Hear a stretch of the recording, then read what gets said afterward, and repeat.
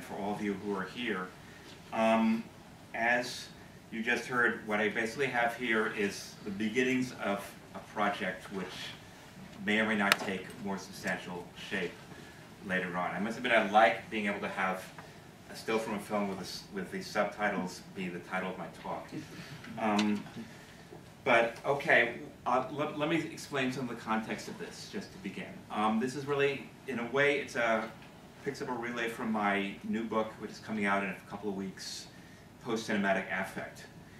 In that book, I talk about one music video and 3 films, all of which reflect formally on the changes which are happening now because of ubiquitous digitization, and how that changes the nature of the media we experience. And they also reflect at the same time on a kind of question of the politics of our situation today, or in a way the politics. I'll express a reservation on that in a minute.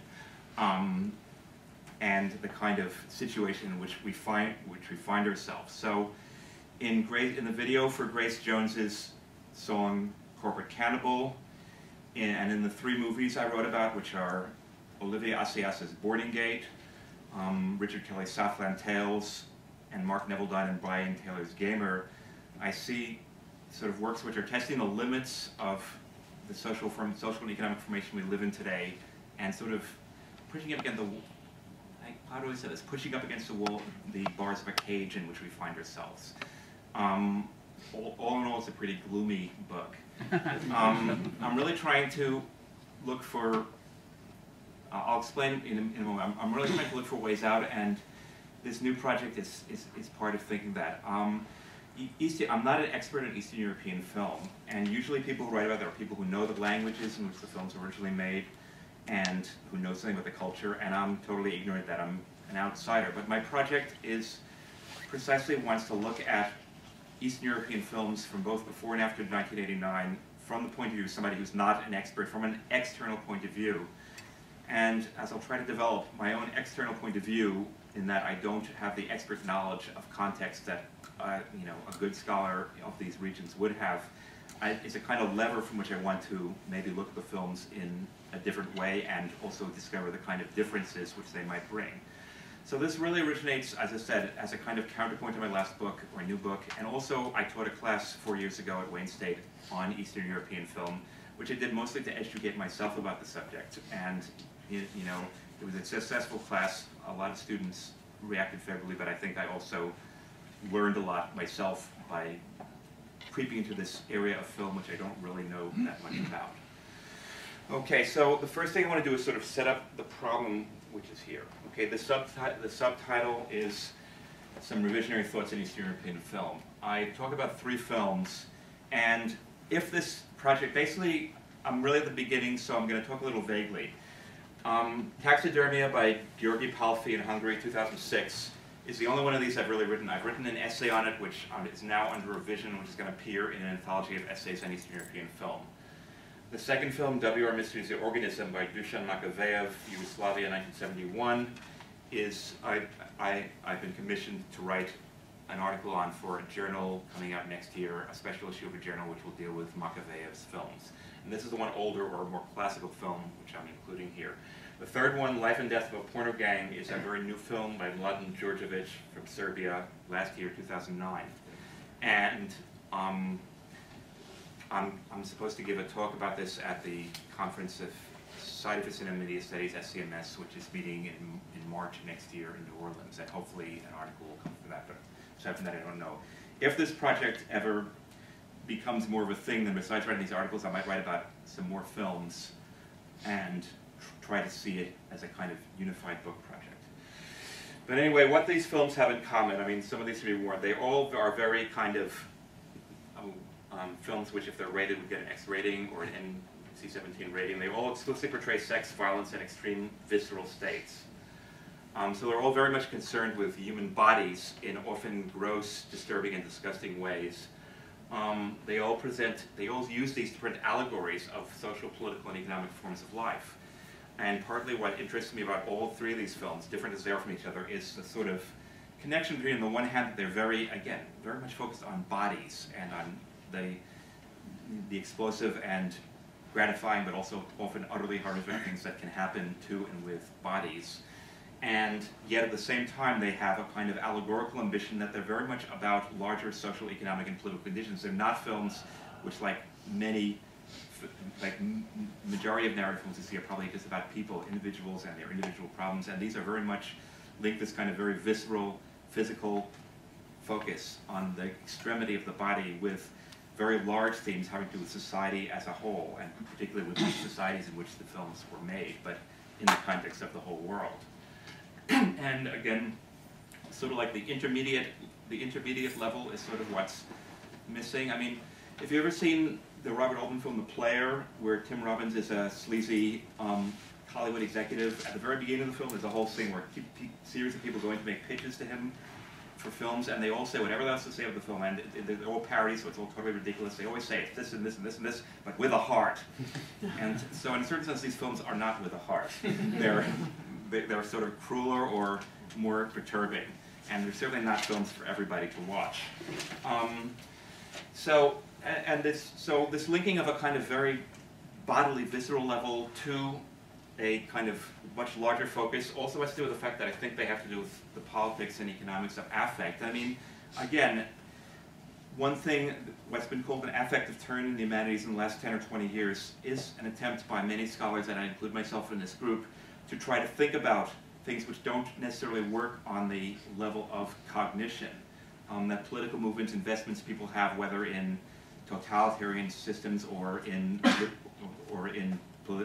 particular political things we have now, the way people interact with each other in groups and communities and so on, often the argument is these often have more to do with feelings, emotions, things which can't easily be narrativized or even linguistified more than or prior to the way that they have to do with ideologies, beliefs about certain topics or subjects, or beliefs on certain, beliefs in certain theories or having certain explicit cognitive ideas. So that's the kind of level that I'm ultimately hoping to get to with discussing these films, so I'm really only at the beginning of the process.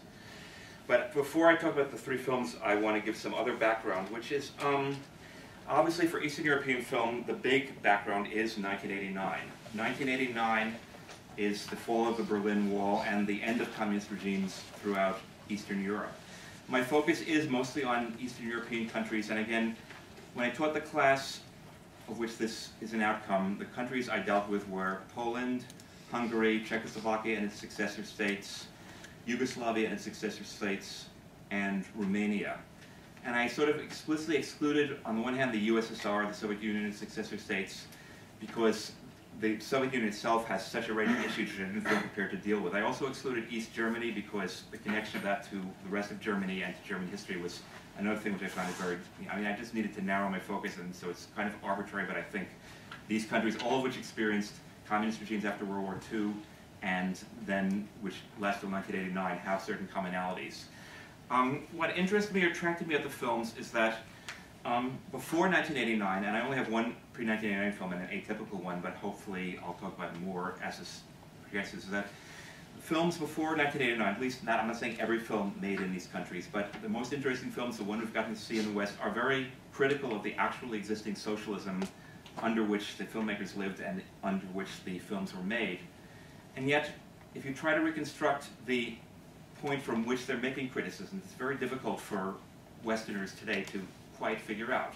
Because the one thing which seems clear negatively is that these films are not critiquing actual existing socialism from the point of view of wanting what, say, we and they both have now. There's something else they want. There's some kind of different vision of why they're objecting to the horrors of life under these communist party regimes.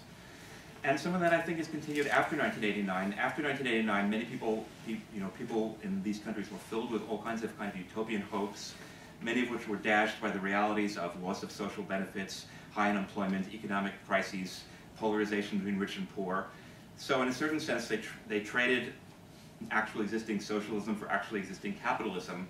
And once again, a kind of hope for something beyond was kind of left out, or kind of disappeared, or kind of vanished very quickly after the first ecstatic days of the overthrow of the regimes.